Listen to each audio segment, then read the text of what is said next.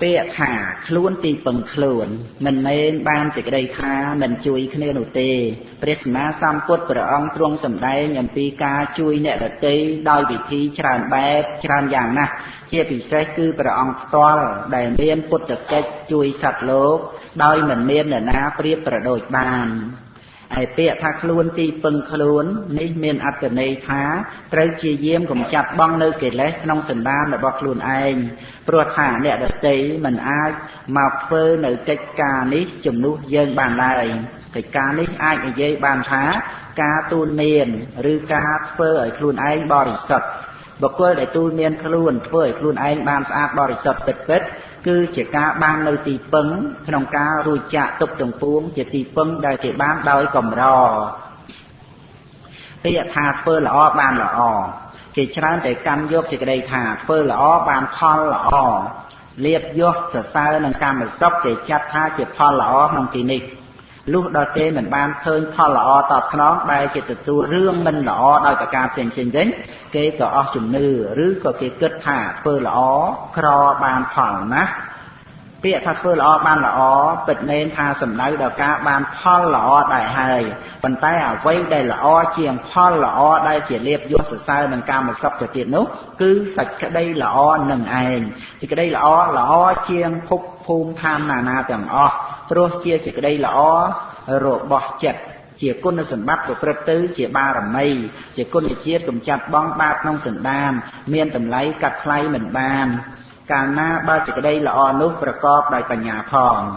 Ai tệ thả phơ bón bàn bón có miên át ở nấy đôi khi đài. Pro bón cứ chia chỉ cái đây là o nâng ảnh.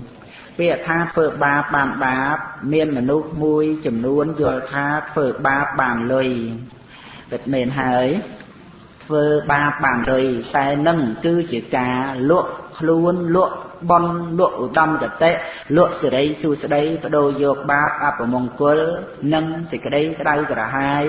mau đồng hai chỉ vật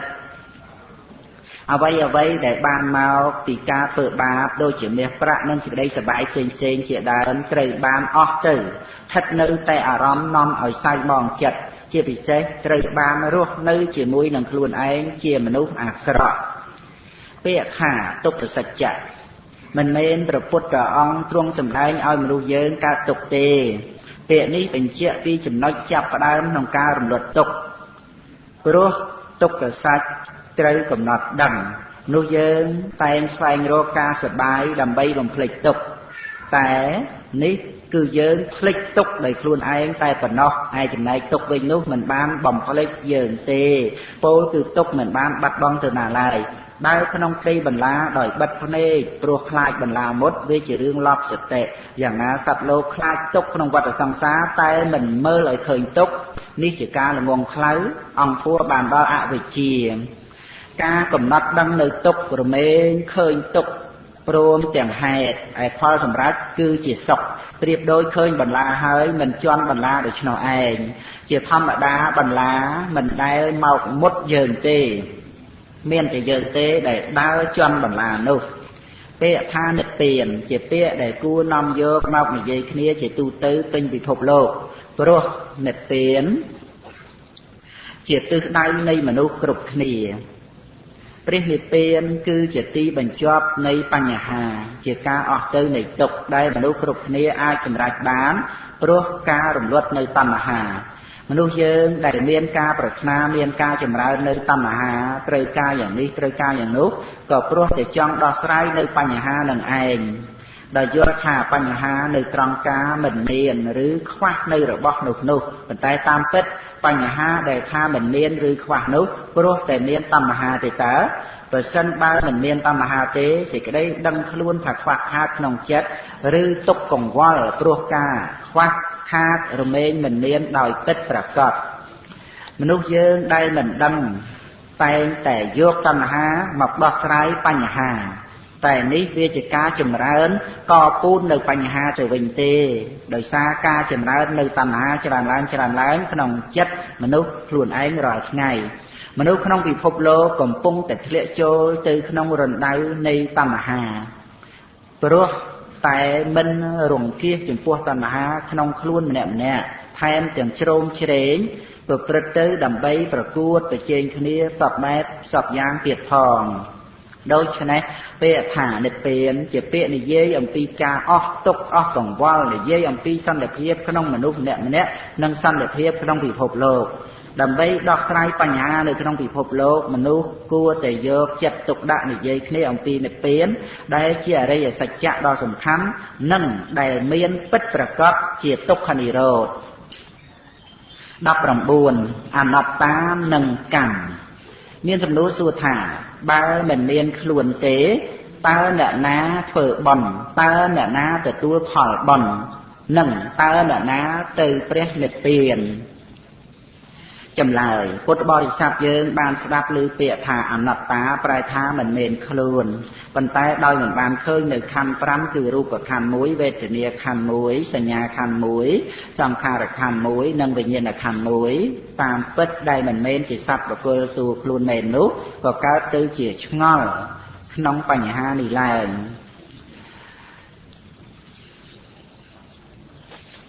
ប្រសិនបើបានឃើញនៅខណ្ឌ5ដែលជាជីវិតនេះតាមសេចក្តីពិតហើយ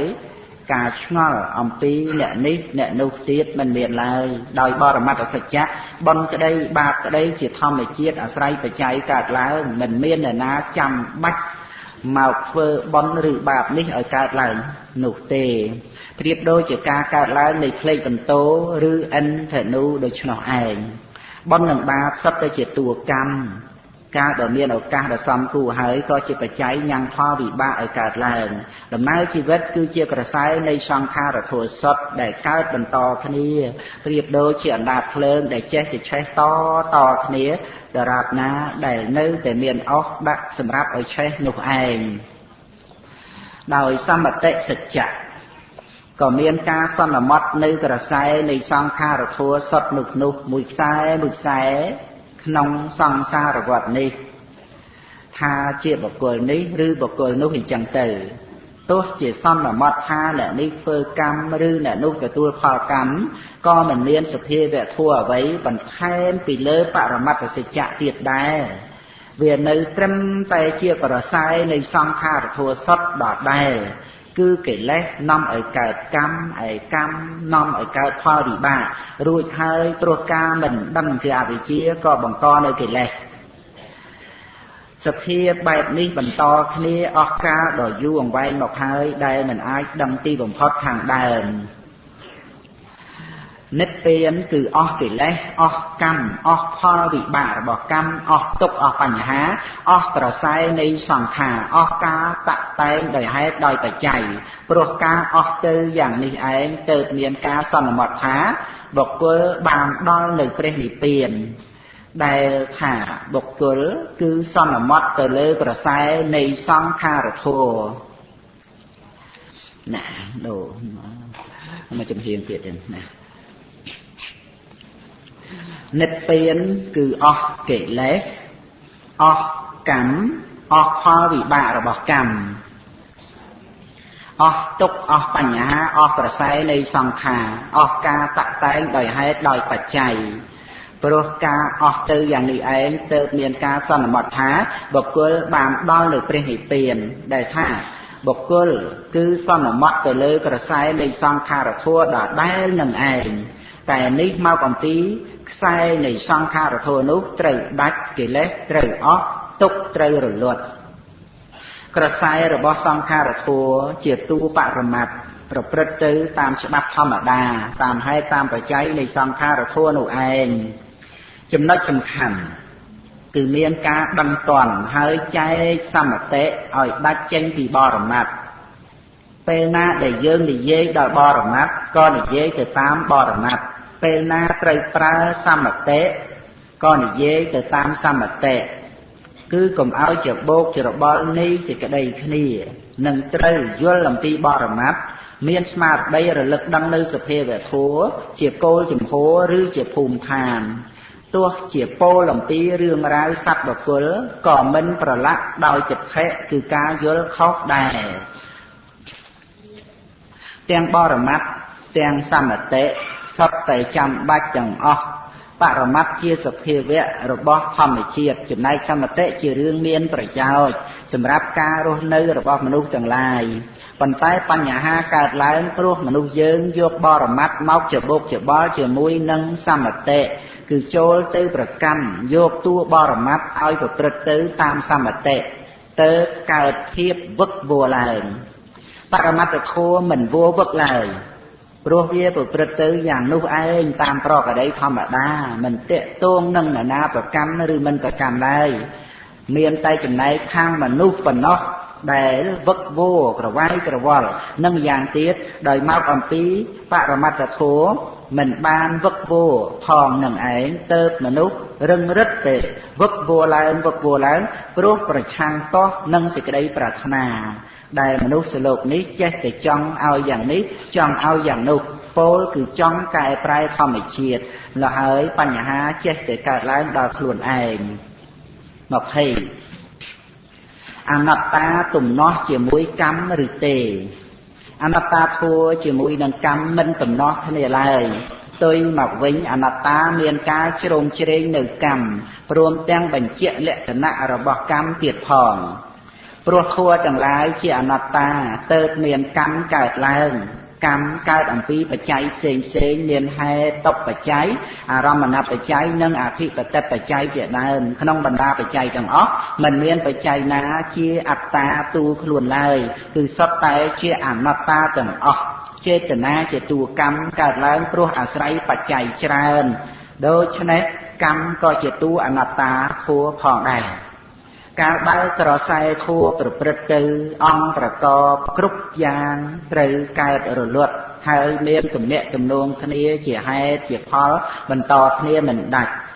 ក្រសែដែលមានសម្ព័ន្ធភាពតាក់ទងគ្នាដោយហេតុដោយបច្ច័យដូច្នេះទើបប្រព្រឹត្តទៅបានដោយមិនមែនមានអ្វីមកជារបស់ថិតថេរជាសត្វជាអត្តាទៀងទាត់ក្នុងសង្សារវដ្តមិនស្លាប់មិនរលត់នោះឡើយ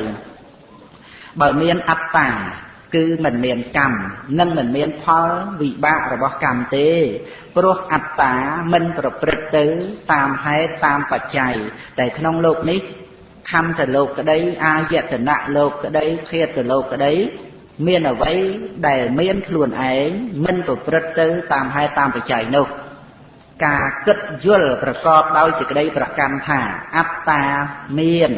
ជាតួសោយសុខសោយទុក្ខជាអ្នកធ្វើកម្មនិងជាអ្នកទទួលផលកម្មរហូតដល់អត្តាចូលដល់ព្រះនិព្វាននេះគ្រាន់តែជាតួនាមធម៌មួយបែបមានភាសៈជាបតដ្ឋាននិងមានអវិជ្ជាជាឧបនិស្សយបច្ច័យផងជាហេតុបច្ច័យផងកើតឡើងប៉ុណ្ណោះជាសភាវៈមិនទៀងជាទុក្ខនិងជាអនត្តាផងដែរ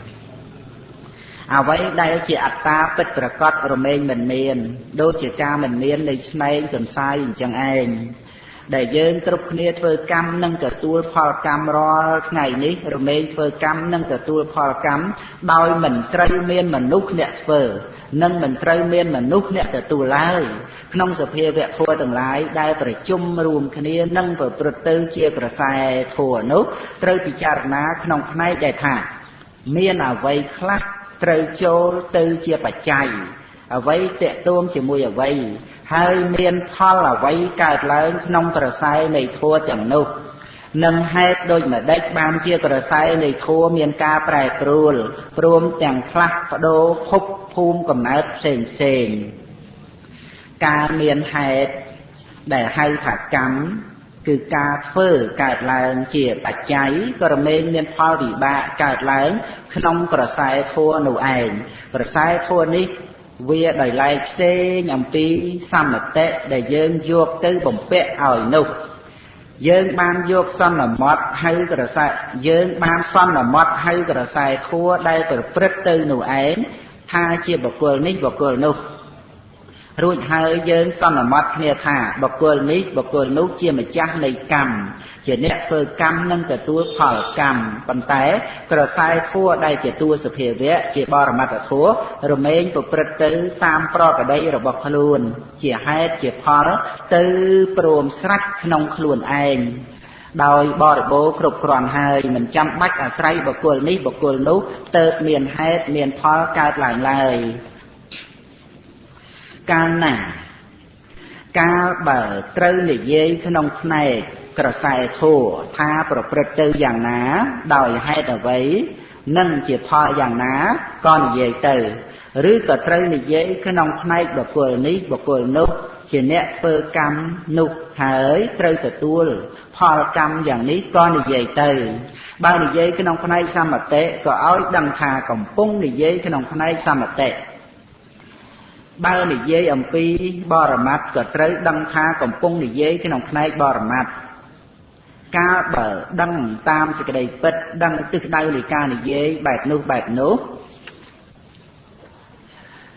មិនប្រកម្មដោយចិត្តថេមិនច្របូកច្របល់ដូច្នេះរមែងសម្រាប់ជាប្រយោជន៍ទាំងអ្នកនិយាយទាំងអ្នកស្ដាប់